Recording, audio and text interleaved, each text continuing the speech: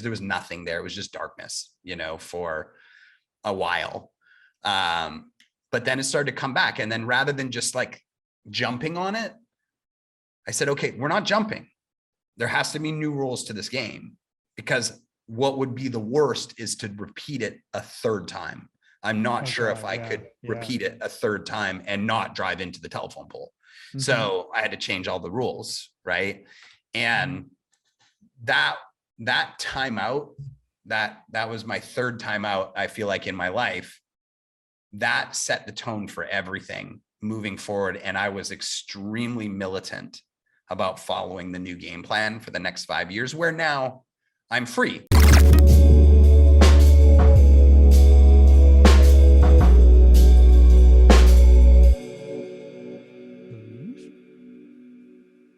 Okay, here we are. Hello, folks. Welcome to the Chris Haddad Show, which is the only title I could come up with after having so many other ones that I wanted to do over and over again. Can we talk about the ones that I wanted to have? What was the one you wanted to have? Oh God, who's your Haddaddy? Was that the one that we were going to go with? It was so good. It was so good. I mean, the reality is that people will recognize your name, and it's good for marketing because it's brand recognition and all that stuff. Absolutely. But Who's Your Haddaddy was magnificent. Who's Your Haddaddy is pretty damn good. That's a thing my buddy Chris Rue says to me whenever he sees me, because having it be Haddad. But we settled on the Chris Haddad Show because everything else I come up with was either too dirty or just wouldn't kind of work. And hopefully people are going to be searching for my name to get the whole thing. So thank you so much, Aaron, for coming on. This is officially the third episode of the Chris Haddad Show, that we are actually recording this before we record the first two. I wanted to have Pauline Longden's going to be my first guest, and then Julian Ray's going to be my second, because they're like copywriting people. But I really wanted to get you on for the third one, partly because I've just really enjoyed getting to know you a little bit over the last couple of months. I feel like when we first met, we kind of clicked in a way. We had like really good energy there, and also I just really want to talk about what you do and how you've built this incredible company, because the way that we met, I forget who introduced us right now off the top of my head. I think it was Robert Grant. It was Robert Grant. It was Robert Grant who introduced us. And the way that worked was last year in 2021, we actually first got connected about my digital romance business, my relationship advice business with the Michael Fiore stuff. We really started seeing that business start to struggle last year after we got hit by the iOS 14 thing. Before that, we were actually scaling back up in that business. We were back up to about 150, 200 sales a day. It was like, oh, cool, great, we're going to get there. And then iOS 14 came through and just slammed us and destroyed everything and really caused us to pivot. But you and I originally had a conversation about building out that Michael Fiore brand again and doing stuff with that. And then I did my Pig Method launch back in December, where we did 700 grand in 2 weeks or something like that, 3 weeks before Christmas during a pandemic when everyone's broke. And then you came to me after watching the launch and you were like, so could we do this other stuff instead? Could we do this Chris Haddad stuff instead? And since then, we've really engaged with each other over the last month or two, basically. And I've been working my ass off more than I have in years, because your team is just so incredibly detailed. Like, I've worked with a lot of media buyers and media buying companies over the years. And usually the way they work is they just kind of like come to you and they're like, give us your ads, give us your whatever else, and we'll buy the media and that will be it. And you do not do that at all. It is so much more cohesive and so much more like, I really feel like as I'm getting this next phase of my personal career going, doing the podcast, teaching, doing copywriting things, I feel incredibly blessed just to have kind of met you and met your company at exactly the right time to be able to do that. So I want to talk about how your company works and what kind of drove you to build this particular business and how you do it. But before that, I want to hear a little bit more about how you kind of got into entrepreneurship and business in the first place. Because I always find that people in marketing are kind of the island of misfit toys. More than anything else. We are all horrifyingly, I got fired from every single job I ever had before I became an entrepreneur. So why don't you just give me a little bit of background? It's like, who are you? How did you get into this whole thing, et cetera? Because I know we're about the same age. Yeah. I don't know how far back we want to go, but I'll just start from 8. Go for it. Yeah. Grew up with single mom, and then she married when I was 8, and then was in a middle class family that was sort of like a intrapreneur family. Like, my dad was in the beverage distribution world. So he was kind of working under the Pepsis and the Cokes with his own distribution company. I grew up in Canada. So he was the one who brought like Snapple to Canada. If you remember how big Snapple was. Wow. And okay. Yeah. Cool. He brought Perrier and Volvic water and all these different brands that he thought were cool. He got the distribution rights, and put them in every grocery store and gas station on the planet. So he never really owned that business. He was always the one running it, but it was always under somebody else's banner. So I got the opportunity to meet a lot of successful business people, which I think started to plant those seeds. And I was a really competitive athlete. So okay. I played soccer all the way up to the National Development Center in Canada, which is basically like club, then provincial, like state. You have like no Canadian accent. Usually I keep listening for the boot. There's no boot going on. No, that's all East Coast. I grew up in Vancouver, so I was on the West Coast. We don't have that on the West Coast. We're more like California, Seattle than the East Coast of Canada. And I'm only 5'10". And so I grew.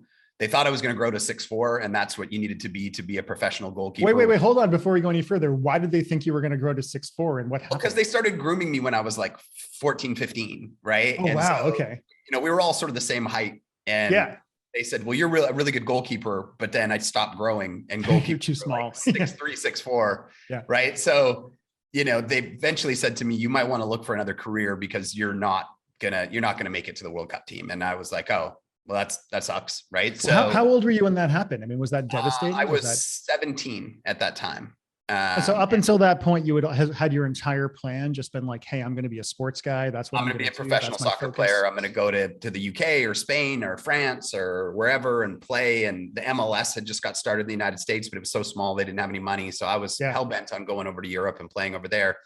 And either just wasn't good enough or just wasn't tall enough, or a combination of the two.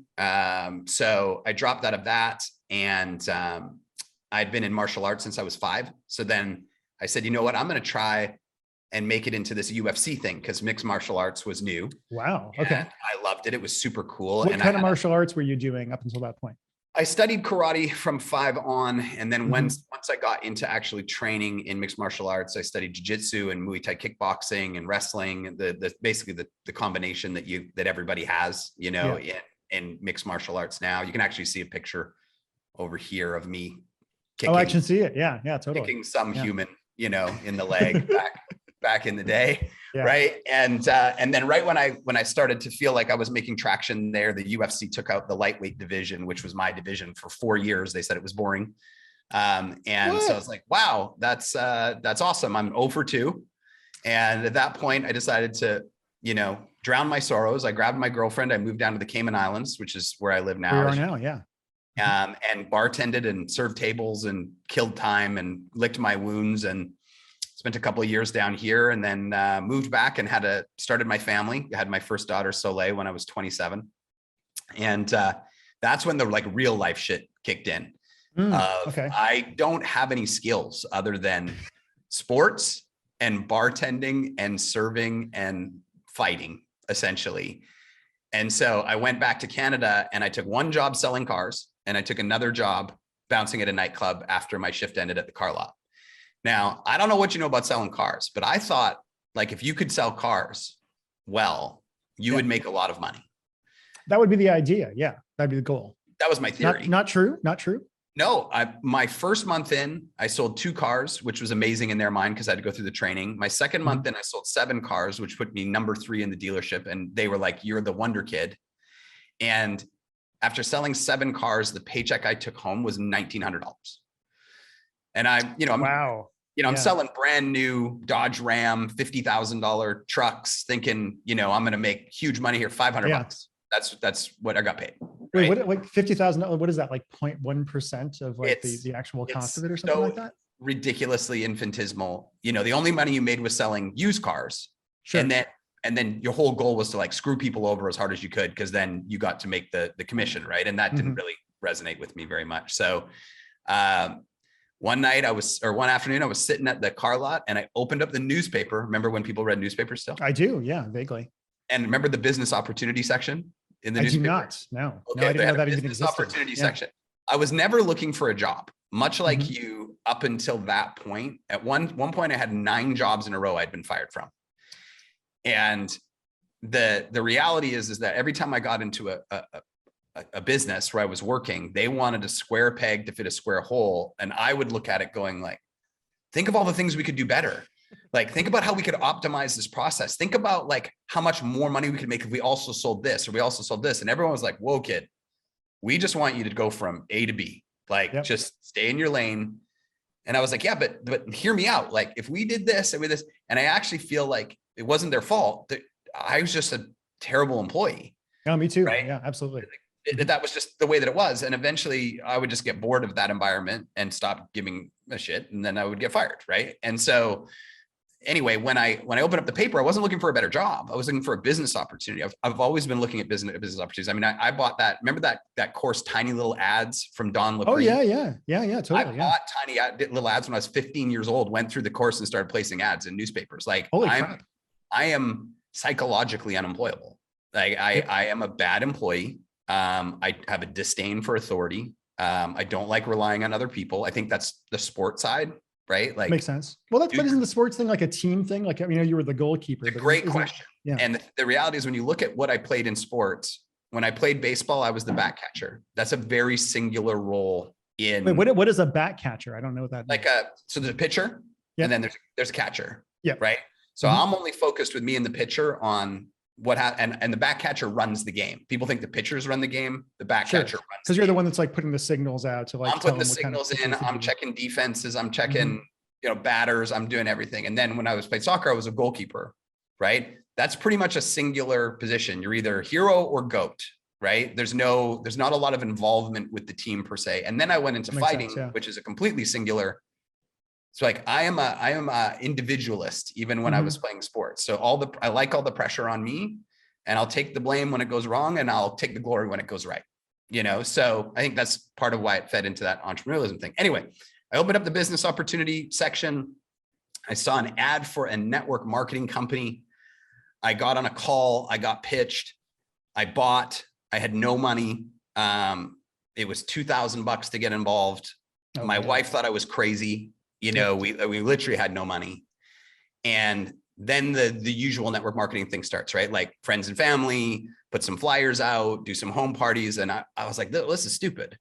Right? You're doing the MLM like little ads thing. So you were actually being told to go off and like sell your parents and your friends. Oh yeah, 100%. Right. I've always found that whole concept, I've worked for some of those companies before, and it just made me nauseous, basically, to be writing copy for people going out and like sucking money out of their friends. It was awful, but I could see that other people were making money. And my theory has always been, if somebody else can do it, I will do it. Right. So I was hell-bent on figuring that out. And the great thing is it was a personal development course. That's what that company was selling personal development courses, which I had never been exposed to. So in order to become good at selling it, I immersed myself in it. And I had a ton of baggage upstairs and limiting beliefs that program completely changed the way that I thought about everything. And what was your biggest limiting belief, do you think? Sorry, I'm just going to interrupt you as we go. No, that's cool. I think when you come from a single family home and then you are in a middle-class family, and my dad wasn't really hugely supportive of my entrepreneurial, philosophies, and you're not surrounded by people that are really successful. They're kind of moderately successful and struggling. I didn't really know what was possible. I really didn't know what was possible for anybody, including myself. And then I had a lot of unpacked baggage from the first father I had, that I was adopted from the second father, of like my value, like my personal self-worth, like a lot of those things. So your dad, who was the one who was doing the distribution stuff in Canada, was your adoptive father, basically? He was my adopted father. Yeah. My birth father was actually a really, really bad alcoholic. So he got abusive. My mom left him when I was 1.5. And then was supposed to, visit me on court appointed times, and he would miss them all the time because he was drunk all the time. And it was just a whole mess of. My dad was an alcoholic as well, though not, though he stuck around and he was very high functioning or whatnot, but he was such a high functioning, and it was like, those like childhood movies that you watch where like the kid's waiting for the dad and they never show up. And you're like, oh my God, that's so horrible. That was literally, me from 2 till 8, in those formative years. So I think sounds very painful. Yeah. I think he fucked up a lot of that stuff. Sure. And that stuff had to be undone, with self work, right? Self healing. Yep. So the fact that I was introduced to this entrepreneurial journey where the foundation was personal development was actually extremely fortunate for me, because it could have been like vitamins, it could have been, Totally. Yeah. something completely not useful. Yeah. Right. And so I immersed myself in that and became a new human over those couple of years. And on the business side, the internet was brand new. That was 2004. Like there was like, who was around in 2004? Like maybe Kern, Reese. Yeah, I think Kern was getting ready. Yeah, the OGs basically. That was a couple of years before I got in, because I think I got in around 2008 or so. Yeah, like Corey Rudel before he passed away. Oh yeah, Corey. Yeah. There was very few like instructors, but I immersed myself in that world and bought everything that they had. And I said, I'm going to generate my leads online, right? I'm going to generate my network marketing leads, from the internet, and nobody was doing it. And so I went from 100K in debt and from trying to get this thing off the ground and no business experience to being the number 2 distributor in that company within 12 months, making 50,000 a month. And I was 27. And you were how old? 27. Right. Which to me, like when you come from like way, way, way down here to making 50,000 a month, that's like 10 million a month. Well, let's talk about that concept for a second, because this is actually kind of what I really wanted to talk to you about in the show today. Let's do it. This is what I think, an experience that both you and I have had, right? Because when I got out of college, I had no idea what I was going to do with myself. My dad had just died. I moved to LA for a couple of years. I made like 20 grand a year doing temp work. I moved to Seattle. I was temping all the time, couldn't find a job, had no self-esteem, didn't know what I was doing, got in a car wreck, got a job writing greeting cards, got fired from that, went to be a copywriter. All of a sudden I was making 200 grand a year. So I went from like 30 grand a year one year to 200 grand a year the next year. And then 4 years later, I was making millions of dollars a year. And like, I had no concept of how to handle it, basically. Like my concept of who I was. Like I remember a career counselor was like, Chris, what's your biggest dream? And at the time it was 45 grand a year as a writer. It was as big as I could fucking like even imagine. And then having that experience of having money come in and figuring out like what because I think it's very easy in this business to assign your income as your value as a human being. Agreed. Right? Yeah. So what was that like for you? I mean, 2 questions. One, how did your wife handle it when you were going through all this personal development, because you got together so young?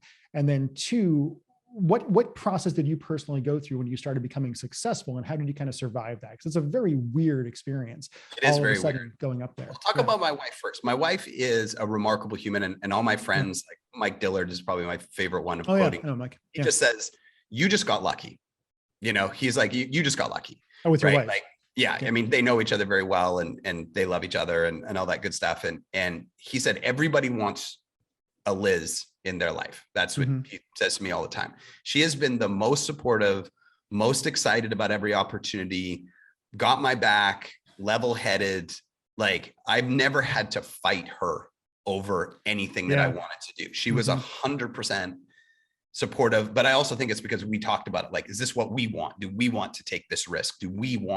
Is this the life that we want, or are we okay? How long were you together when you actually started to take off on this stuff?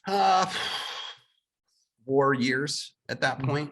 We had met in Canada. We had moved to Cayman. We'd spent a couple of years in Cayman. We'd come back. We had bought a house. We had started our family. So we're about 4 years in, and we both realized that life was horrific. My catalyst was, I said to her, I can't repeat the errors that were made in my childhood with my daughter. I cannot work 2 jobs and come home and spend 15 minutes with her on my lunch break. And that's my entire father contribution. Like that, I can't live with that. And she was like, I don't want you to. So she was behind me on whatever I wanted to try. And then she was behind me the whole time where we were piling up debt for a year until I figured it out. And then she was ecstatic when we broke through. Like we were 100%. So you just knew, because this is the thing me and Angie have, right? My wife, Angie, now we've been together for 7 years now. Before that, I always had partners who didn't like me very much, didn't understand what drove me as a business person and to like kind of create the stuff. And having a wife who believes in you, like truly believes in you and truly loves you and is supportive, or a partner like that, is just such a profound experience. I think most people never really get to experience in their lives. And I think you were lucky to meet her. I spend a fair amount of time when I go on business conferences talking to young guys who have suddenly hit it, right? Yeah. Like they have their first big offer, they're making a lot of money, whatever. They're 28, they're 30 or whatever else. And they're starting to notice they can't trust anybody anymore. Correct. Right. Like all of a sudden you got money. I know for me, it was like in the relationship advice niche, I was the big swinging dick in the niche. People could come to me. If I mailed their offer, they made money. If they didn't, they didn't.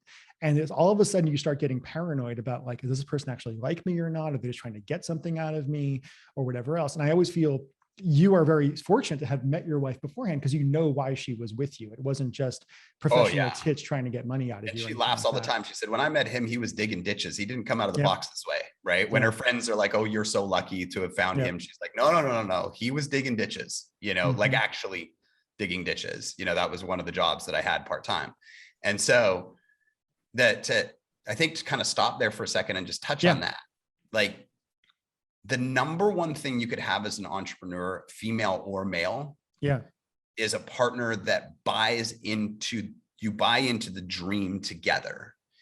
Because you can't, when you're trying to build a business, you're fighting a whole bunch of battles over here. If you then have to fight a whole bunch of battles over here, they will come together and they will burn you alive. So if you don't have that relationship and you are hell-bent on being an entrepreneur, you should probably pivot away from that relationship, because it's almost an inevitability that it is going to implode. Right. It's a really common thing too in this business where when I'm writing copy for BizOps stuff or make money online stuff or marketing stuff in general, one of the points I hit all the time is about the partner or the brother-in-law or the father or the whatever who just doesn't believe in you. Right. Like it seems like there's a lot of people who are trying to make it happen online, whatever they're actually doing. And they have a partner who's just like, get a fucking job. What are you doing? And it just drains away from them. Yeah. Yeah. And that two-front war doesn't work for most people. Right. And then even if they do find a way to get through it, I kind of see in this industry, like, you don't forget there's that like resentment back there of like, you never believed in me and then we made it and you don't deserve to come on this ride with me. So then you end up trading them out for the trophy wife, which is a whole other thing that I'm not. That's a whole other worse thing, basically, because that person doesn't like you. They like the lifestyle that you provide. They like the just being with somebody who's a big deal. It can be a bit exactly. It's the wrong reasons, right? Yeah. So you have to, if you can, find that person in the beginning and be there for the right reasons and be on the same team together and work together. And we are 100% a team. You know, she runs the business of our life, which is very busy, and our kids. We have 3. I run the business of making money. I know that her value is just as high as mine because I know all the things she does and I don't want to do them. And, she knows all the things I do and she doesn't want to do what I do. Right. So we're on the same page. So I feel like that's a really great point that we've touched on that, because it's so much easier if you're on the same page than not. Right. And absolutely. Just having somebody who like Angie comes from this business, right? She met me through copywriting and marketing. She worked as a copywriter for quite a few years before she got kind of sick of the last few years. And like just having somebody who came to me already understanding what this business is about and believing in it, and not be like, my ex was very judgmental about marketing. She would be like, who are these women that buy these products from you? And I'm like, these are the women that bought our big 4,000 square foot house in Seattle, and you will fucking respect them or you will get out. And then eventually she had to get out.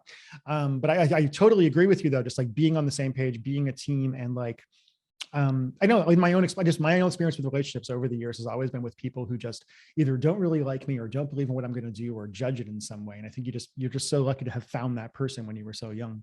The only time I ever get judged is she will joke sometimes where like I'll be talking to a friend or a client about marketing or whatever, and she's in the room and they listen to, they turn to her and go, you must know a lot about marketing, just from being around him all the time. And she just looks at me and shakes her head and goes, if I have to hear the words CPA or ROAS one more time, I'm gonna slip my wrist. Right. So she respects what I do, but she doesn't want to be involved in it, right? At all. Right. She's like, go in your office and deal with that stuff. Right. So talking about the money thing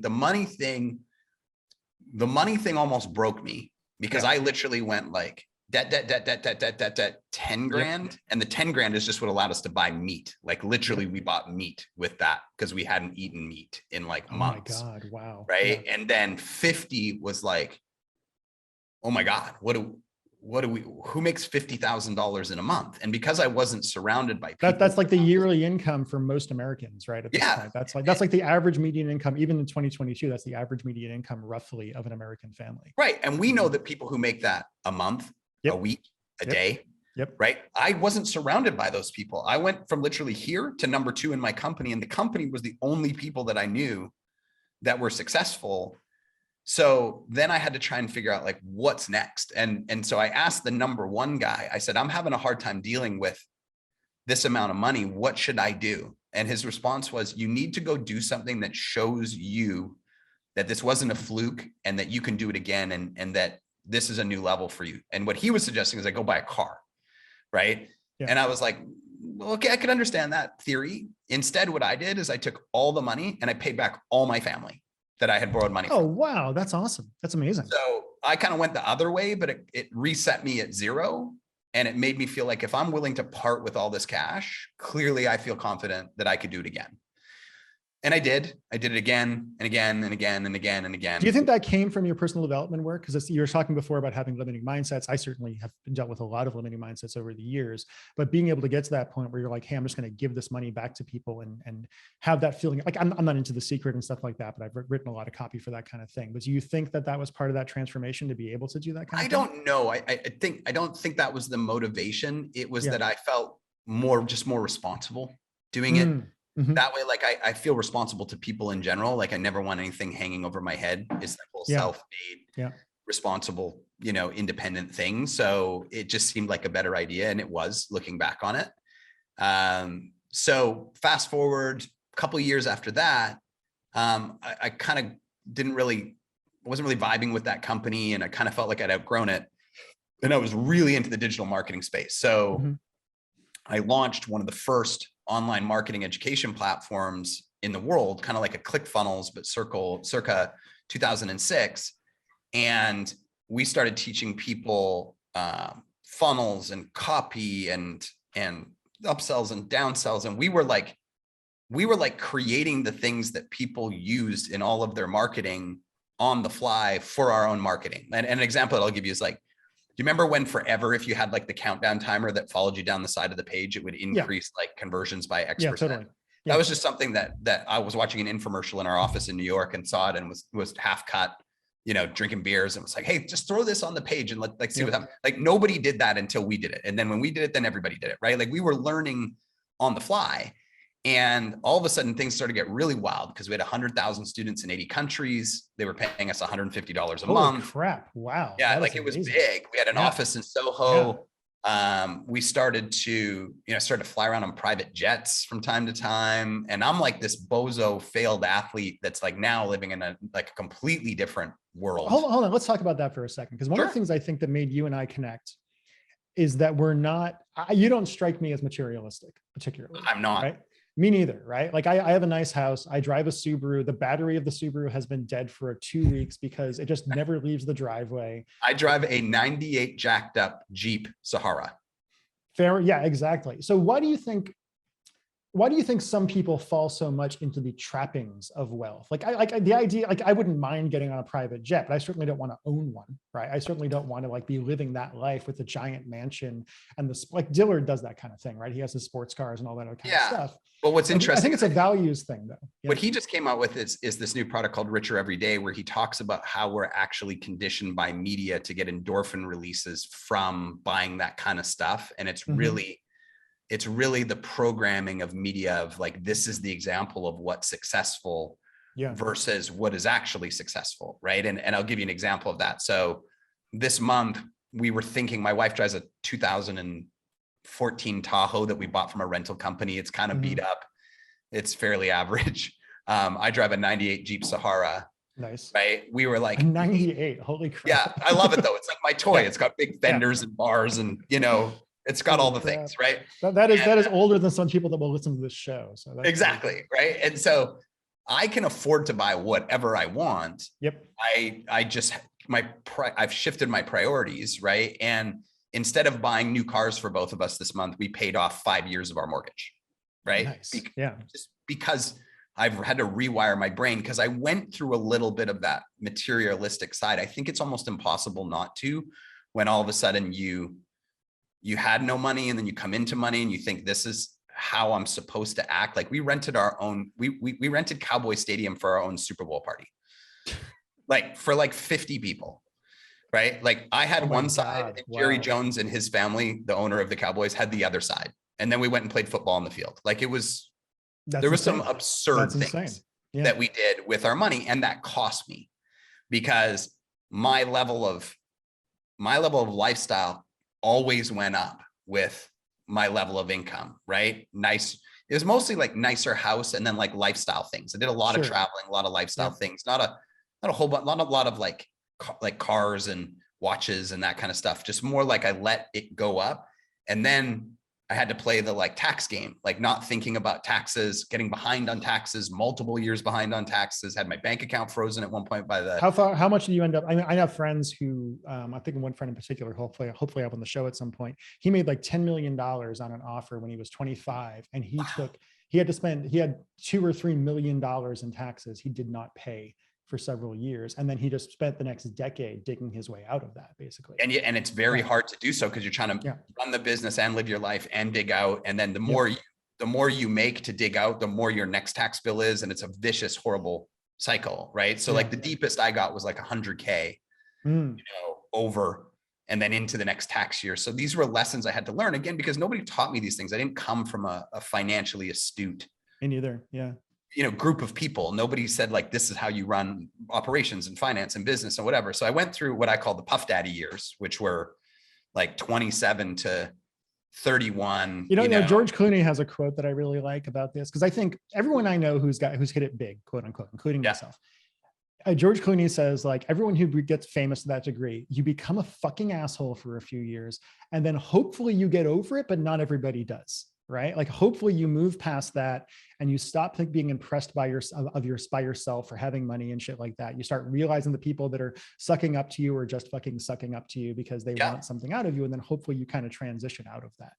Well, and I think also life, I call them timeouts, right? Yeah. So I've come to this conclusion that when you're acting like an asshole, God will not reward you with more abundance. If anything, he or she will give you a timeout in your room to go think about your actions. And so my first timeout was, we were partnered with Simon Sinek and David Bach and John Maxwell, and we had this big company in New York. And I just sort of had this like, I didn't like what we were doing. I didn't like the direction that my partners were wanting to go. Like, I just sort of had this epiphany of like, I don't want to be here anymore. Right. Mm-hmm. I'm out. So I walked away, took a little buyout, and just immediately thought, well, I'm a genius with this huge following and this huge network. Like, I'll just spin up the next thing and it will instantly be a success because I'm me. Right. Yep. And that did not happen.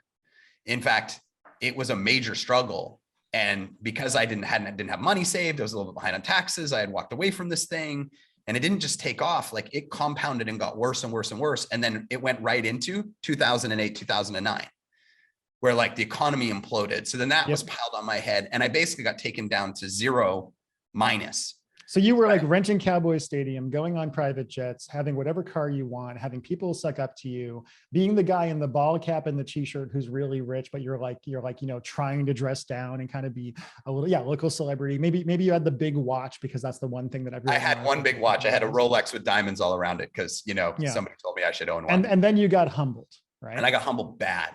Yeah. Right. And so that was my first time out. And then I kind of got bailed out by these guys who thought very highly of me, and they wanted me to start this nutrition company. So we did, and I grabbed Kim Lyons from the Biggest Loser TV show. And I really was like stoked at disrupting the industry. And I built a 6-month weight loss and fitness program, and I built my own phone app, and it was MyFitnessPal was number 1 and we were number 2. And I built my own supplement line to go along with it. And then all of a sudden we had like 600,000 users in 2 years. And I was like, Jesus Christ. Okay, I'm back. Right. Mm-hmm. Like, I'm back on top. And then there was like a huge implosion of partners and affiliates and all this kind of stuff. And then I was literally back to square one. Because again, I hadn't fixed my finance. I hadn't fixed my mindset around money, maybe? My mindset around money. Like, what is money to you? What does money mean to you? I have my answer, but I would love to hear yours. Money for me, I always said was freedom. Yep. But it was never freedom in the future. It was freedom now. Okay. And that's a big differentiation. Right. And so now I realize, like, I have this philosophy that if you want to be happy, you have to have the 5 F's. You have to have your finances under control, your followers, your family, your fitness, and your faith. And I remember seeing this diagram from some personal development expert one time when you're saying, like, rate them on a scale from 1 to 10 on this wheel. And like, so you would rate them and then like connect them all. And if it doesn't make like a perfect wheel, it's like your car's on like a misshapen wheel and you're like, absolutely. Yeah. Right. And so I used to think that followers were finance, right? To me, followers is where you make your money from, is your followers. I have a lot of very influential followers. If you go on my social, you'll see I have no followers because I don't put any time into it, but I have very influential followers, you know, people like yourself and, you know, my clients and people who know what I can do. And I agree. I think it's similar for me. Like, I'm not like famous, but the right people know me, right? The right people in my space know exactly what I can do. And so I can make money quite easily because of my followers, but money is not finance. Finance is education. Finance is how you structure your life, where you put your money. Because what I learned is that my lifestyle and my businesses were eating every dollar that I had because my delusional, I could never fail, you know, aspect of my personality was not learning from these experiences. So what happened there was I had to take a step back, and that one really crushed me. Like I was way underground on my finances at that point, after living this like crazy life, again, flying around in private jets because my partners were like worth like 400 million. So we were flying in private jets all over the place. I was kind of living vicariously through them. And at that point, I had to humble myself. I was so like wrecked mentally that I had to go back, move back to Canada, downsize everything. My wife had to get a job, you know, which is fine. She was totally cool with it. And we were like down to you got a good woman right there, man. I do. I look forward to meeting your wife at some point. Well, we'll come down to Cayman or something and hang out at some point. She's amazing. She's really an amazing person. And she just was like, hey, we'll figure it out. I'll get a job. She got a job. And I literally went to training CrossFit. Like I was literally just training CrossFit classes because I was into CrossFit. I went and got certified in CrossFit. And I was training CrossFit classes for $20 an hour, to the point where somebody walked in and said, are you Aaron Parkinson? And I said, yes. And they said, I bought your course in the mid 2000s. I've made like $40 million. Are you working here? Holy crap. And I was like, oh, this is like the worst day of my life. Right. Like, well, hold on. This is a really interesting concept because I had a similar kind of thing with my stuff. You know, I was, you know, the Michael Fiore stuff took off. I was making millions of dollars. I was a huge dick about it because I was also bipolar and didn't know it.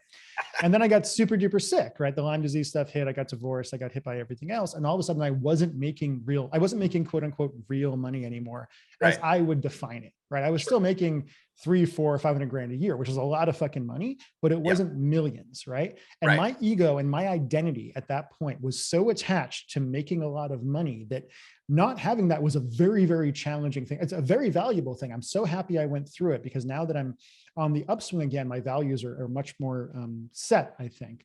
But I think the timeout, right? I talk about the timeout.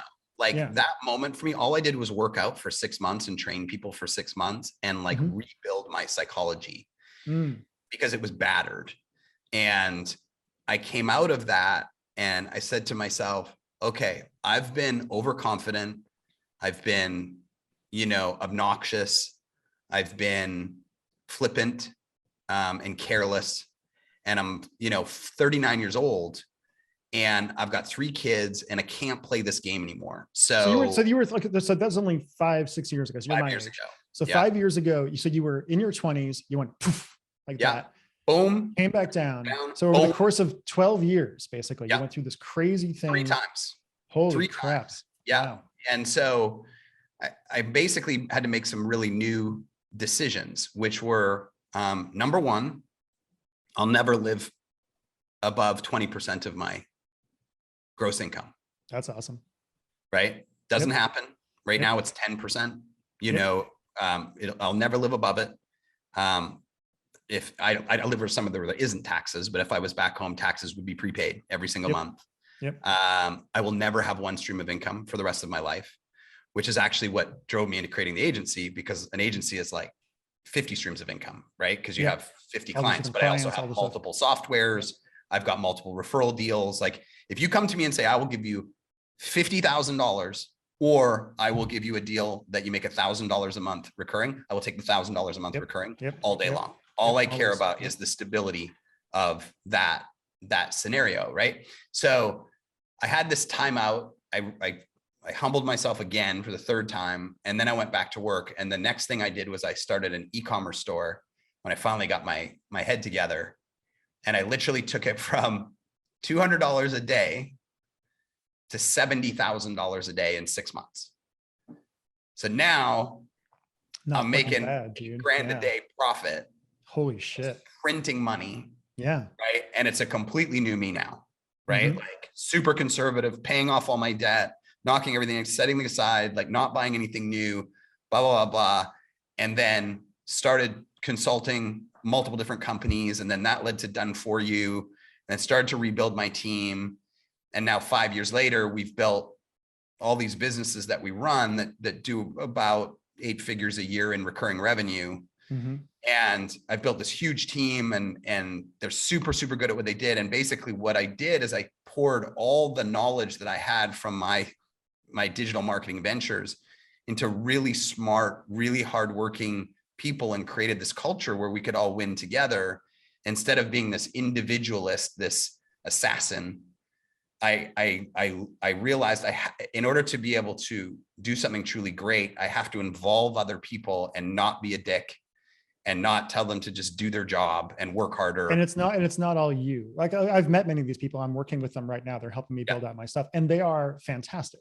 They're really great. You have built a team I have never seen before, as far as just like the level of attention people give. They all seem very driven. They seem to actually like each other and like you. They love each other. It's incredibly impressive, and it's not something I could personally do. I have leadership traits, but I am not a manager or somebody that builds that kind of thing in any way. It's something I really admire in you. In fairness, I'll give a shout out to a guy named Raul Hernandez. So when I bought about 3 years ago, I bought Jason Hornung's ad agency out from him and merged it in with mine. And he had a guy named Raul Hernandez who came with him in that merger, came over to our company, and he was an operations and culture wizard. He actually wrote a book called Productive Profits. I tried to keep him. I tried to give him equity to stay as we grew. And he eventually was like, no, I want to go do my own thing. I like working with multiple companies, et cetera, et cetera, et cetera. And he rewired everything that I thought about how you run a company. Like everything from operations to processes to SOP to hiring, who you hire, who you don't, culture, how I communicate with people. Cause I was very hammer and nail, like just like get the job done. Right. And he changed everything for me. And that's what's allowed us to grow so successfully and to have all these great people who are motivated and driven and kind. And I'm a completely different operator of a business than I was even 3 years ago, because I see that it works. Like we've had one person quit the agency in holy crap, 4 years. Amazing. That's amazing. Wow. Yeah. And you and I both know in the agency world, like you teach somebody everything that you know, and then they go off and do their own. Yeah. Right. But we've built such an amazing machine that they get to leverage, that I think part of it is they're like, well, now that I know what it really takes, I don't really want to run my own. And second, the team is so ingrained and supportive, and the culture is so good, and everybody likes everybody, everybody supports everybody. That's become like a family environment, right? And so it's been a really crazy 5 years. Like my accountant and my CFO is my best friend, and he watched me go through it all. And my accountant is one of my best friends. They're like, dude, nobody comes from where you did in 4 years time to this level. Like it's incredibly impressive. It's crazy, And I have so many people that have my wife, my CFO, my accountant, my team that have supported that, that growth. And now we're just working with cool people like you. And I think I told you Ryan Moran came on this week, and people like Sunny Leonard-Duzzi and Bethany Hamilton from Soul Surfer. And we've got all these amazing humans that I get to work with on a daily basis. It's super fun you know? So what drives you now? I mean, obviously, if you're making that much money, like again, you don't seem materialistic to me. No. I'm not particularly material. My lifestyle does not change depending on how much money I make. Particularly, I might Yeah. take my wife to on a cool trip or something like that, or buy like the nicer seats for the John Mulaney show or something like that. But otherwise, it does not change, right? It Right. just isn't a thing that is important to me. And it seems to me you should have enough kind of put away that you don't need to be driving so much. So what is it that's really pushing you to kind of do this stuff now? Well, I think the answer that all people would give you is like something like super philosophical that makes them look cool, right? Yeah, I'm not absolutely. going to start with The that. mission. Yeah. I'm going to start with reality, right? Yeah. I have a lot of scar tissue from the fall that I had 5 years ago. Like I was waking up at 1:30 in the morning. I was, every night with my heart jamming. I was suicidal for the only time in my life. Like I was in a bad mental state because I had a wife and 3 kids that I had. So hold on, this is the deep stuff that I like to get into, right? Okay. I've been suicidal in the past as well. Sure. Only once, but there was a time when my bipolar was really bad. I walked by the knives in the kitchen and imagined plunging them into my chest, and then I was like, something's not right. Was that more because of the pressure of being under financial pressure, not having the money you need, or was it more about the ego death that kind of comes with not being successful anymore? It was both. It was the financial pressure of not knowing how we were going to get out of this hole, and the like bewilderment of how I had screwed things up so badly. Like what had I done that could possibly create that level of fall? And so there was a lot of confusion. And when I was teaching these CrossFit classes at 7 o'clock in the morning in Canada with my friend's borrowed car, driving through the ice to go make $20 an hour, those were the days where I was starting to look at telephone poles, and I had $1 million life insurance policy. And I started to actually question if my family would be better off with somebody else other than me, and $1 million in their pocket, which was, compared to where we were at, was it's a fuck ton of money. Yeah. It's a completely different life. Right. And I was questioning, do I have the courage to do this? Like, do I have the courage to put this thing into a telephone pole? And God were forbid, you feeling very worthless? very extremely. So have you dealt with depression stuff much in your life? No. So that was your first real dip into it, like just feeling that kind of hopelessness that comes with it? Very dark. Very dark. Yeah. If you don't have any tools to deal with that stuff, I mean, I dealt with it my whole life, but when you don't have any tools to deal with that stuff, it is brutal. Absolutely. Yeah. I turned to some people, and the guy who ran the gym was a former special ops soldier that worked with people with PTSD, and he had a lot of coping mechanisms for it. And we just talked, man. We just talked every day for hours and hours about life and family and philosophy, and between those talks and hardcore working out, like when people say they work out, we were not working out. We were pushing ourselves twice a day to the edge of like, oh, Jesus Christ, like passing out, like where you think there's no way I could possibly do this. And we would do it twice a day. Like I put myself through a Spartan ringer for 6 months. And that'll break CrossFit. I did CrossFit for like 5 or 6 years. That shit can break you if you push yourself too hard. Yeah. We were doing 2 hard wads a day, 5 days a week, and then balancing it with the philosophy. And so it allowed me to like rebuild my self-worth in that environment, and eventually the ideas started to come back. Like the motivation and the ideas started to swell in my head, because I had nothing. Like in my mind and my motivation and my ideas, there was nothing there. It was just darkness, for a while. But then it started to come back. And then rather than just like jumping on it, I said, okay, we're not jumping. There has to be new rules to this game, because what would be the worst is to repeat it a 3rd time. I'm not sure if I could repeat it a 3rd time and not drive into the telephone pole. So I had to change all the rules. Right. And that timeout, that was my 3rd timeout, I feel like, in my life, that set the tone for everything moving forward. And I was extremely militant about following the new game plan for the next 5 years, where now I'm free, which then brings me to the real answer to your question, which is, why am I still doing this?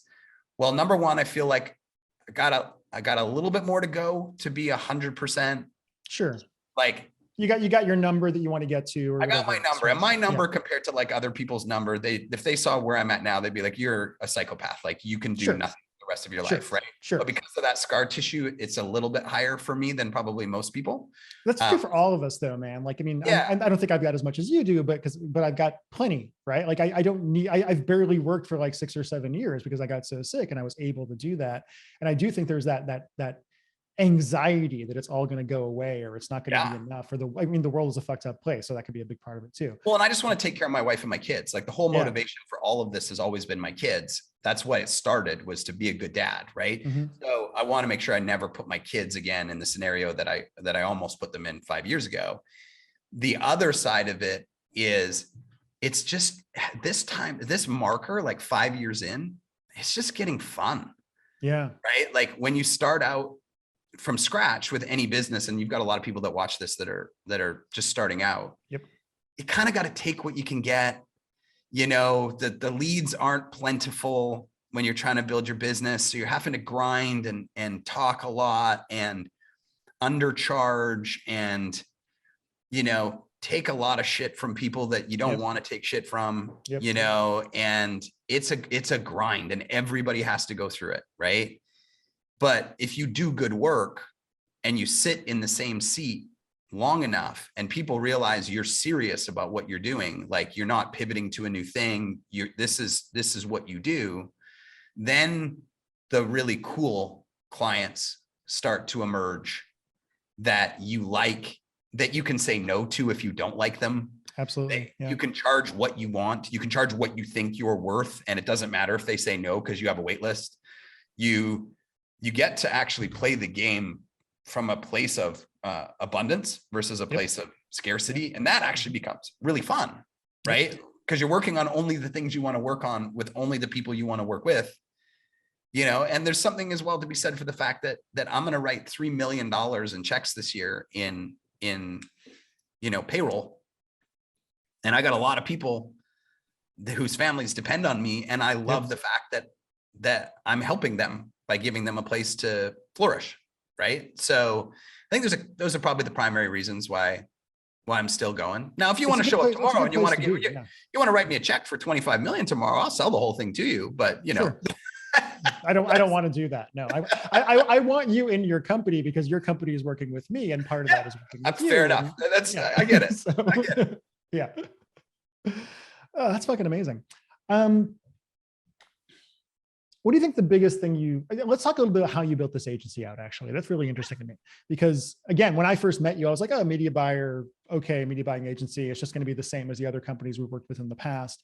And then we actually engaged with you guys. And all of a sudden, Mike Halakakis, who works closely with me, and the rest of my team, he's wonderful. I love the hell out of that man. Without him, I could not do what I do. He frees me to be able to do the stuff that I'm able to do. And he manages everything in a way that I never could. But like when we first engaged with you, we get the Basecamp, like the number of emails from Basecamp being like, here's every single thing we need you to do. Here's the videos we need Chris to make. Here's the letter, that like all this kind of stuff that is so far beyond what I've seen from any other marketing company more than anything else. So what did you see in the market to create this kind of thing out of whole cloth, as opposed to what you were seeing with other agencies? I think that was mostly accidental, but I think if you're building a business, you have to watch for the signs, right? And when I first started with people, I was consulting them, right? So then I'd be like, do this, do this, do this. And I could tell they weren't doing it right, or they weren't doing it at the speed that was necessary to get the job done. Right. So then I knew that I was on a short-lived timeline consulting them, because eventually they're going to run out of money and then they can't pay me anymore. Right. And so then I started to look at like, what are the gaps that I can fill for them? And I knew how to buy media. I'm known about the media for all of my companies along the way. Right. So then I said, well, what if I buy the media for you? And they were ecstatic because people love done for you. Right. Absolutely. So then I started buying the media, and then I knew what the metrics should be, and I knew what the metrics should be for them on the back end, and they weren't there. And so then I realized after about 3 months, it doesn't matter how good I am here. If this is a dumpster fire in the inside of their business, again, I'm on a short-lived timeline, right? So then I had to take another step back and evaluate the product again. And that's when I said, you know what? scrap all of this. I'm going to treat it like it's my business, where I can see every single element that's happening. And we go from like first click on an ad to like, what is your P&L? Yep. Right? Because I know what your P&L should look like. I know I've got the meetings in my calendar over here. There you go. Right. Yeah. I'll go to lengths of like, how many times are the salespeople calling? I want to see those metrics. I want to see, you know, I'm working with an e-commerce store right now. I redid her whole store and she just had it done by somebody. And I'm like, they suck. This is all wrong. And here's why. Right. And I'll do all the upsells and downsells, and I'll look at their fulfillment, and I'll look at their ship times. I'll look at, you know, you're not taking PayPal. That's an extra 10% bump. You're an idiot. Right. Like, I know what's supposed to happen from my own experience. So I just shifted my model to, I'm going to only take clients that want to listen to what I say and know that I'm going to treat it like it's my business. No equity, no rev share, but like, I need to know everything that's going on because I know what's supposed to happen. So I'm going to approach it from this holistic standpoint so that I can guarantee that this thing makes money. And subsequently to do that, I need to build a team. And subsequently to that, I need to charge more. Yep. Right. So that was a big pivot that I was like gambling on a little bit. But when I started to share my theory with prospects, they all pretty much to a man or a woman said, that's exactly what I'm looking for. I've hired these media buyers and they don't really know what's going on in the funnel, or I've built these funnel builders and they don't know what's going on in the media, or I've hired these sales teams and we can't generate any leads, or I've got this finance officer who doesn't know what they're doing. And I was like, that's it. We do all of it and we will do it the right way from the get-go. So you're hiring the entire marketing and tech team. Yeah. You're not hiring a media buyer. And it's funny because when people show up and they go, oh yeah, I'm looking for a media buyer. I'm like, I know I'm going to have to educate them. Yeah, totally. I am not a media buyer. That is not what you're getting. Right. And then as it grew, which is nice, as you know, because your clients become better and better and better, I realized like where our core avatar is, which is we work really well with people in the sort of 100,000 a month to 300,000 a month range that can't scale to 7 figures a month because they're wearing too many hats. They don't have time to focus on their business. They don't do enough testing. They don't have a creative team. They don't have a tech team. Like, we come in and take it all over, and then we scale it through massive creative and multi-channel, you know, across Facebook, Instagram, Google, YouTube, TikTok, AdRoll, native search, right? And we do it in these different levels throughout the year until we get to where we want to go. There's just not a lot of people like us in the space. There's nobody like you in the space, as far as I can tell, right? I've been around a long time. I cannot think of, I've worked with a lot of media companies. Also what I'm really enjoying is like, you know, being a damn good copywriter myself, working with your team and the level of marketing sophistication they have inside your company. It's so refreshing to me to not have people just being like, well, Chris, you know exactly what to do. I'm like, well, I don't know this thing that you do really, really well. I don't know how to set up a phone funnel. I don't know how to write a sales letter for this particular thing. And having that level of like institutional knowledge and that level of skill inside your company, I think my company is going to be way more successful working with you than it would have been if I was doing this stuff on my own and just trying to kind of find my way through it using my particular skill set and the small. You're going to save so many. You're going to save probably 2 years. I absolutely think so. Yeah. Right. And frustration, and maybe you give up on it, or, you know, maybe you don't. And that's the challenge. Right. And so, yeah, man, we've just continued to grow, and we've never run a single ad. Like I said, if you look at my social, there's like very few followers. I do quite a few podcasts, so you can see that stuff out there, but we've grown 100% through word of mouth, right? Like, we pay out, you know, 5% referral fee for a year on any introductions, which is fairly lucrative. That's damn good. Yeah. For introductions. Right. And because we get great results, people just keep sharing our name. I mean, you know this as well as I do. Would you rather have a cold lead, or would you rather have somebody go, hey man, I want to introduce you to this guy. He's freaking awesome. Absolutely. Yeah, like, now you're not even doing sales. You're just seeing if you're the right fit for each other. Right. You know, what was funny for me doing the Chris Haddad, Mr. Moneyfinger stuff that we're working on together. And I did my launch back in December and whatnot. I'm so used to being in the knife fight, cold media, low ticket offer marketing world. Right. Yep. And that is competitive and vicious. absolutely vicious. And a lot of times, you know, especially my relationship advice stuff, I will stand behind. I wrote some damn good offers. We put out good stuff, et cetera. Awesome. But certainly everyone in marketing world has worked on products you don't really believe in, or you've been like, oh, we need some testimonials, but we don't have any. So let's kind of do that or whatever else. It's so much more refreshing because with the Chris, how to do stuff I'm doing now, I'm like, oh, here's 30 testimonials from people that are incredibly happy, or all these big names in the business. It's so much more refreshing to me to just be able to be like, oh, here's I am a product I can stand behind. And there's actually all this kind of organic stuff to it, instead of having to be like, I'm an amazing marketer, let me hypnotize you into giving me your money. Right. It's Yeah. like I mean, one is tactics and one is influence. Yeah. Right. Like you and I know all the tactics to Absolutely. make somebody buy. Right. Yeah. But you know, look at how easy your launch was in your group. You've done great work. You've built a great network because you've done great work. Yep. There's a whole bunch of reciprocity built up in your community because of lives that you've touched, right? Yeah. Mm-hmm. And as a result, when you went and launched your own product, everybody was like, he's amazing. I would definitely recommend it. You should get it too. And then you did like almost $1 million and like 700 grand on a Facebook group with a 2,000 person Facebook group with no ads, no nothing. It was incredibly humbling, I have to say. Like back in the day, here's the funny thing too. Back in the day, 10 years ago, I would have done that and been like so impressed with myself, right? I would have been like, oh yeah, I'm so great. Look at me. This time around, it was so humbling. It was just so incredibly humbling to have gone through a bunch of crap over the last batch of years and come through that and see people like Paris Lampropoulos and John Carlton and all these other people saying such nice things, and having students go through the course and just be so happy about it. I'm so happy to be at a point in my life, and I'm 44, you're 44. I think part of it is being in your 40s, to be able to accept that kind of thing and feel it, as opposed to having like just being so absorbed in your own ego or narcissism that you just kind of feel like you deserve it in some way. It's been a really wonderful experience. Yeah, and I think that part of it is you had your time out, you know, with your health issues. Yep. With the crash, with the wife, you know, that was probably a fairly dark period. Very, yeah. And so it gave you a different perspective. And then when you did this, now you're filled with gratitude instead of entitlement. Absolutely. And you understand what's important, right? Like I'm looking at the Russian oligarchs who are freaking out because they can't buy 17 cars and they can't go on Instagram and show their big watches and shit like that. I'm like, those people are idiots. They're just idiots. They have no idea what life is really about.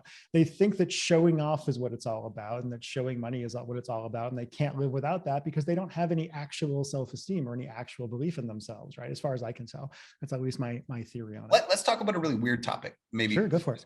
Because we're talking about. Yeah. Do you think that there's an amount of net worth, and if so, how much, where it actually ruins your brain? Absolutely. Absolutely. So here's the thing too. Like one of the things I like about you is you seem like a regular human being, right? I think that's, yeah, I think you are. I think I have a similar kind of thing. We're both good at what we do. We've both been very successful, but like when I go on business trips, I hang out with the waiters more than I hang out with the big deals. Right. Like, or I like, and I know all these people inside ClickBank who I've known for years. I actually find most like rich people really annoying, basically. Right. Because they're just so impressed with themselves and they think that making a lot of money actually matters. And their ego is so attached to it. And they're like, look at what I did. Look at what I did. And I'm like, can't we just have a real conversation instead? I just don't care. I think once you get past the point where you just like haven't been to the supermarket in 10 years, you fucked yourself over. I mean, granted, you can buy things online now, but if you're not spending your time out in the world dealing with real people and seeing real people with real problems, I think it's very, very easy for that to fuck up your perception of the world and fuck up your values and really just be bad for you overall. I don't know a lot of people who are very, very wealthy who are very, very happy, right? And that's why I bring it up, because I live in the Cayman Islands and most people have no idea what the Cayman Islands is like, sure. Right? And it's one of the wealthiest places on the planet. There's only 50,000 people who live here. There's $1 trillion parked in the bank accounts here, which is absurd. That's insane. And everybody's like I'm the poor person here. You know, we like to joke about that all the time, right? Like I'm middle class. Totally. You know, here, like CEOs of every company have places here. There's more yachts licensed here than anywhere in the world. There's, you know, it's just incredibly wealthy. And I kind of see this threshold, and I'm trying to figure it out. That's why I'm asking this question. Yeah.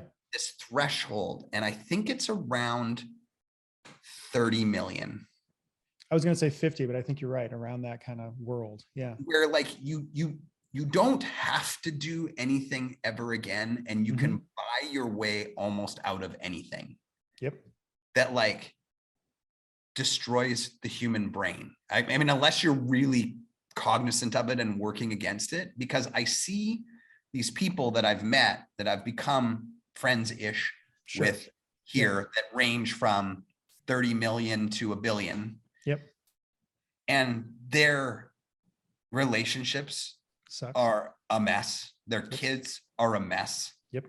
Their communication, like you're saying, like, I'm going to post my like second Ferrari I bought this month on social media. Oh, I Who did that cares? also the Yeah. last 10 months in a row. So I have 20, right?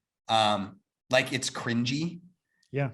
you know? And nobody likes, here's the thing too about like massive wealth. I think nobody likes you more because you're rich and you show it off, right? Like nobody's like, oh, that's a better person or a human that I admire. No, And some, you might get more- they might want your stuff, but they don't look at you and be like, oh my God, you're awesome because of that. Right. No, and I would love to see if there was a study somewhere, because you know there's that study of like, hey, like nobody gets happier like above like It was 150,000. 70. It was 70 at the time when they released the result, but then of course, inflation. Right. So with inflation now, let's call it 150.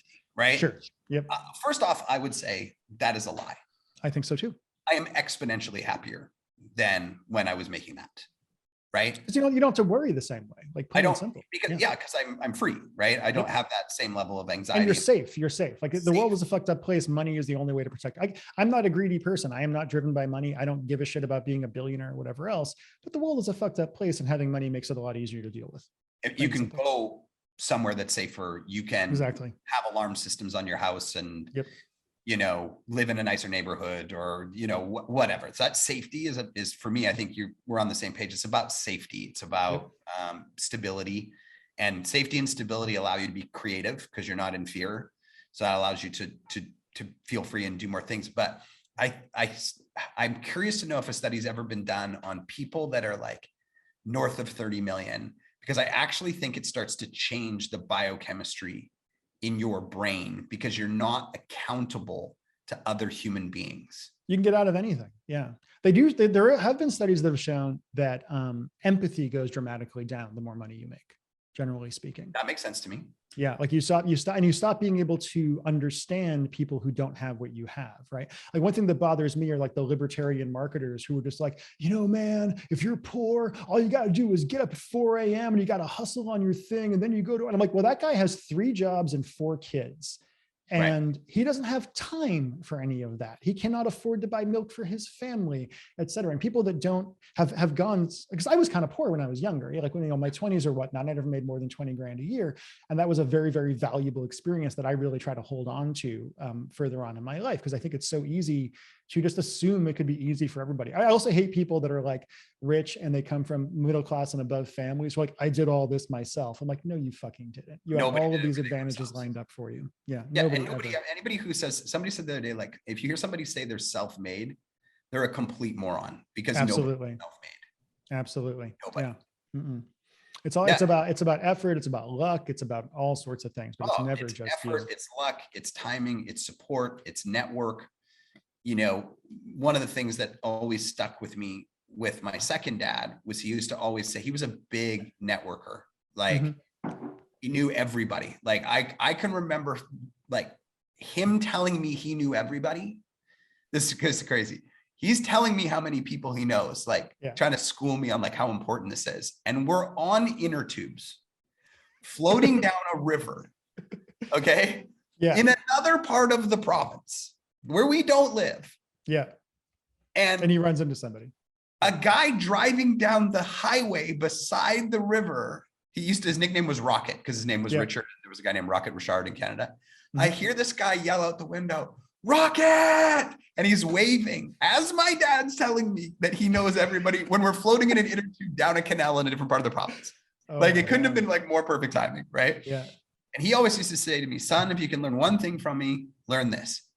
Your network is your net worth. Yep. Right? Take good care of the people around you, right? Maintain your relationships, cut out the cancers.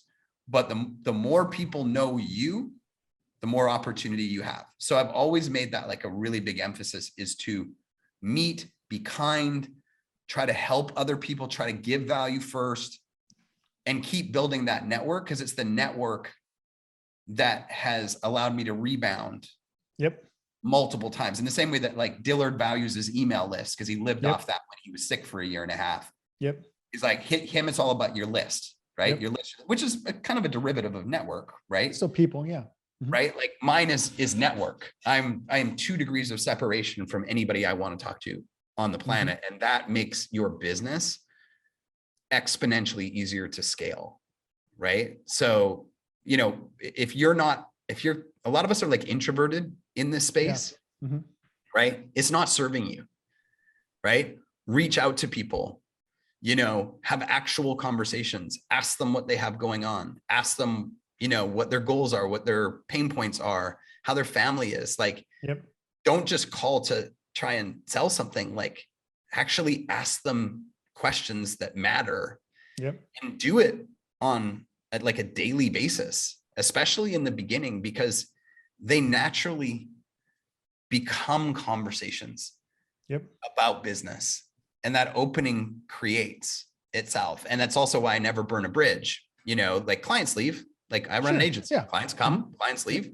right? I do everything in my power to make sure when one leaves that they feel like it was the best experience in transition possible, even if for some reason we couldn't get the result. Like I never want to burn a bridge.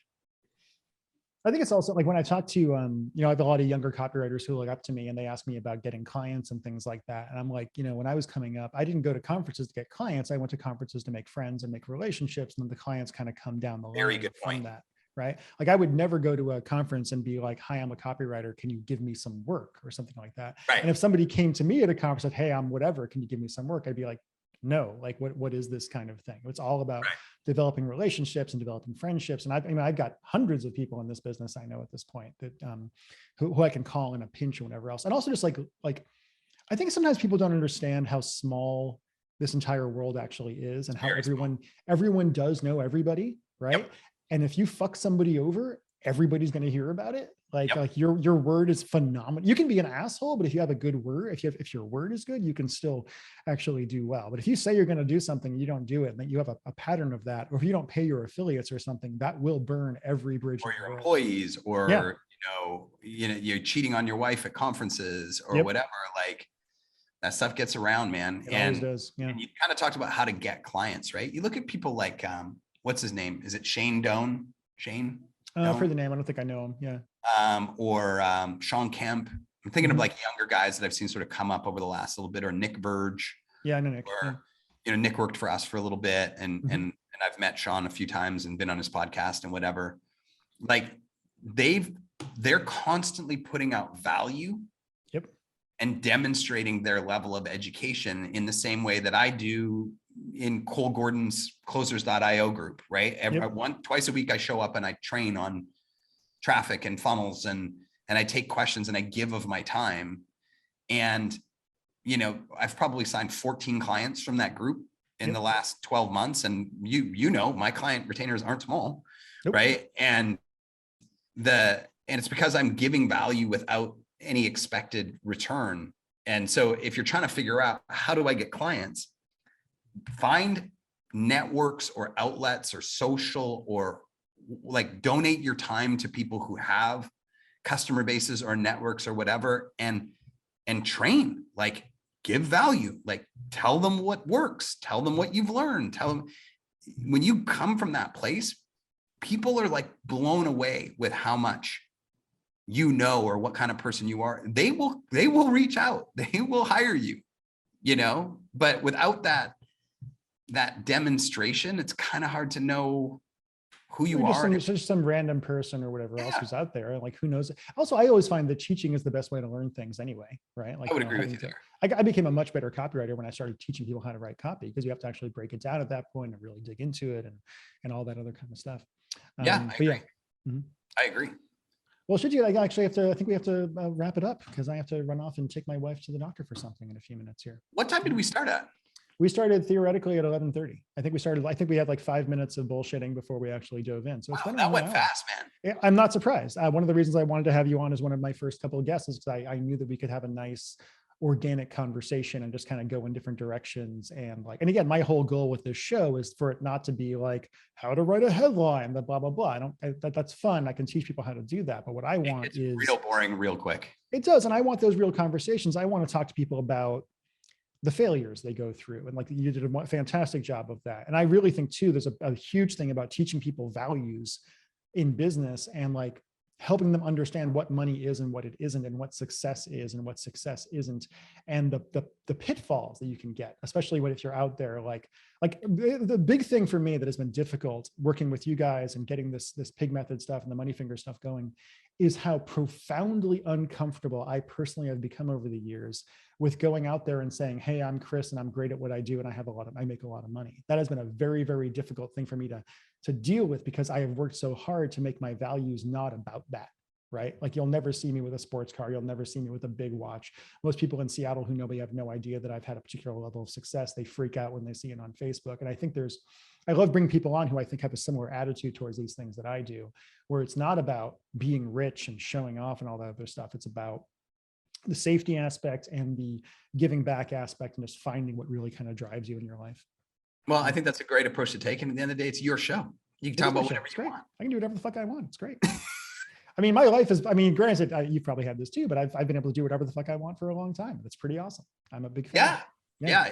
That is where the money is. You know, when you say, what is money, right? Yeah. It's the cliche, but it's time freedom, right? Or it's choice freedom. I don't know. Just being able to decide what you want to do, or like, or even the big thing too. Like I talk to friends of mine who have real jobs and they're like, oh yeah, man, I want to go on this trip, but I can't because I don't have the vacation time. And I'm like, oh yeah, that's a thing. I totally forgot about that. Yeah. When I leave my house, because like randomly I might have to go like a chiropractor or like a personal trainer or something in the middle of the day, I drive out and I hit traffic and I'm instantly triggered. I'm like, what? Yeah, me too. The hell is this? Right? Like people do this every day. Right? Because I work from home. I go from the kitchen to my office here. And, you know, when I'm driving, it's like the non-busy hours usually. And every once in a while I go back into that real world and I go, y'all are crazy. Yeah, I had to drive somewhere like 9 a.m. for something a couple of weeks ago. And I was like, this is the most awful thing in the, like, I don't even drive. I walk or I ride my bike. I go on like 9-mile walks, like 3 days a week, because I just feel like it, right? I just want to kind of get out there in the world. Well, I'm hoping that through this show and through other stuff that I'm doing and working with you, we can help a lot more people get to that place where they're allowed to have that kind of freedom and understand taking control of your own destiny, having that level of like being your own boss, being your own adult, basically, and kind of brings, because I grew up in a very employee mindset kind of world, even though my dad was an entrepreneur. It took me a very, very long time to learn how to see things a little bit differently. So, well, I think you're doing a great job, man. I love that you're going all in on Chris and Pig and Money Fingers, and you know, it feels like it's time. It's time. People have been asking me to do this shit for a long time. Part of it was imposter complex stuff, honestly, just like anybody else, where it's like, well, do I really know what I'm doing? And people are like, yeah. I'm like, okay, I'll believe you and go do it. I knew you knew what you were doing. Yeah, well, you know, when I talk, people seem to understand what I'm doing. It's great. Well, thank you so much for coming on, man. This has been great. I'm sure we'll have you on again. Thanks for having me on. No, dude, thank you so much. I'm looking forward to what we do together, and just getting to know you better too. I think you and I will be friends for a long time. So I hope so. Awesome, man. Well, I can't wait to see your next guests on the next shows. Yeah, that'll be good. Okay, I'm gonna stop the recording right